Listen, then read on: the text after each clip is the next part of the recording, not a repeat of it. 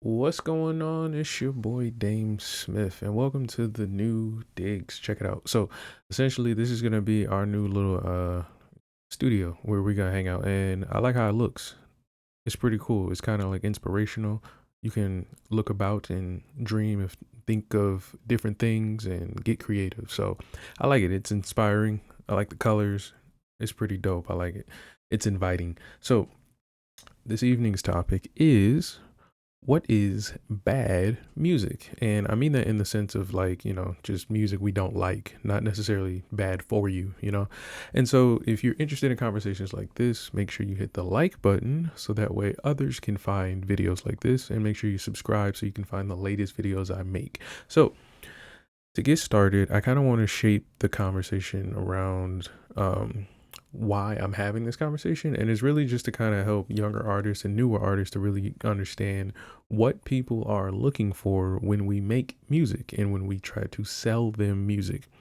And so when we're considering that people want to buy music, meaning like if you have a streaming service, you want to buy a CD, a record, or, whatever it is, a file, it comes with a transaction, meaning they have to give us something for something else in return.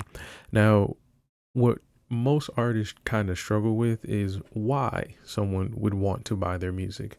And this is where we get the, I guess you would say, input of like a business savvy person or your record label or an executive or somebody like that, where they'd help you understand what really works in that transaction so that way you can actually sell a song or an album or a stream, right? So now that we know that there is a transaction that has to happen, how do we know what actually works? Like what kind of music will encourage or provoke a person to spend their hard-earned money for that music or for the experience of listening to it, right? Now we have to figure that out. And I think for many artists, it's a struggle and it's a little bit difficult because there are things that attract us to music that sometimes may not make sense in terms of that transaction. And what I mean is that maybe where you're from might be the reason you really love a song, but that's not really going to push everybody or the most people possible to be attracted to buying your song. Now, once we get past this next chapter, then we can figure out how we want to approach attracting people to our music. Do we want them to be, just a general fair weather fan, or do we want really, really hardcore, almost cult like fans? We got to really figure out what we're looking for.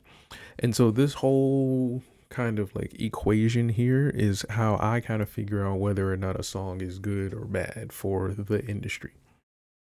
And it can help or hinder your creativity depending on how you view it, because for me personally,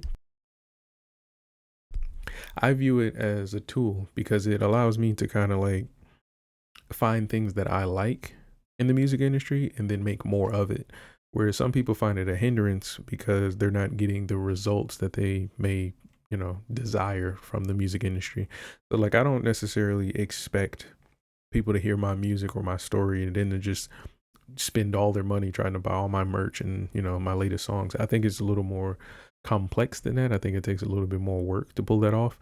And so for other artists, they will live a lifestyle that will try to I guess you could say attract people to the music or maybe promote things around the music, and it doesn't necessarily attract people that are into music. So you're not necessarily selling music.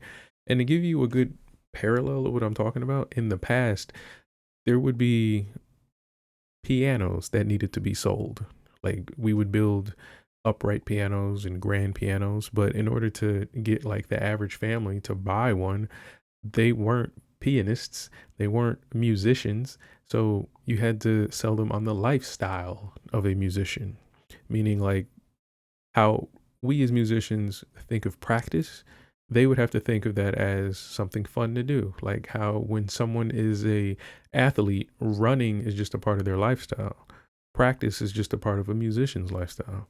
But the average person who's not an athlete will not just get up and just start running unless it's a part of their lifestyle.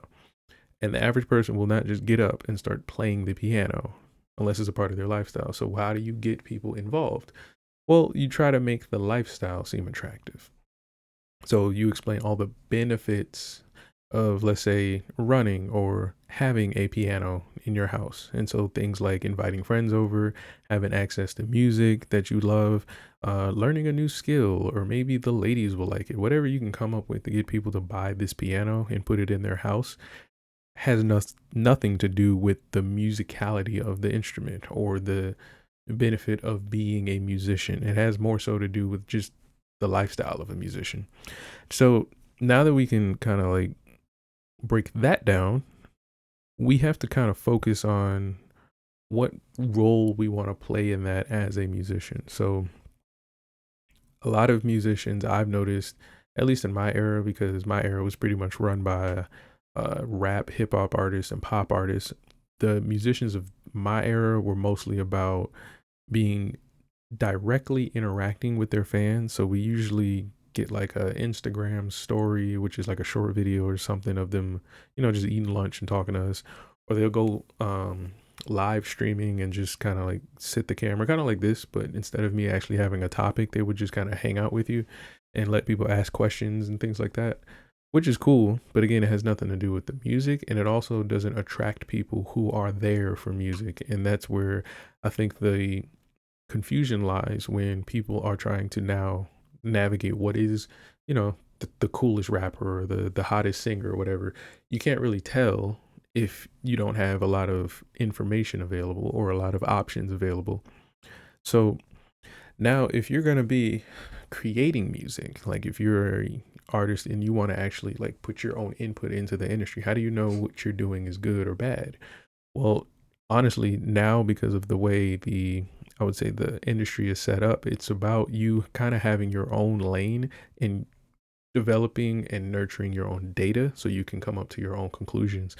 There used to be a time where like there was kind of like almost a formula, not really a formula, but kind of like how people used to say go to college and you should get a job after you get a degree. It was kind of like that, and just kind of like a common sense kind of feeling about being successful in the music industry. But now it seems like there's so many different ways that you can become successful that either have nothing to do with music or have like solely everything to do with music. And you got to figure out what really works for your situation. So let's say if you're a young student right now and you want to be a songwriter and you want to make songs for other people, maybe businesses, commercials, movies, and things like that, right?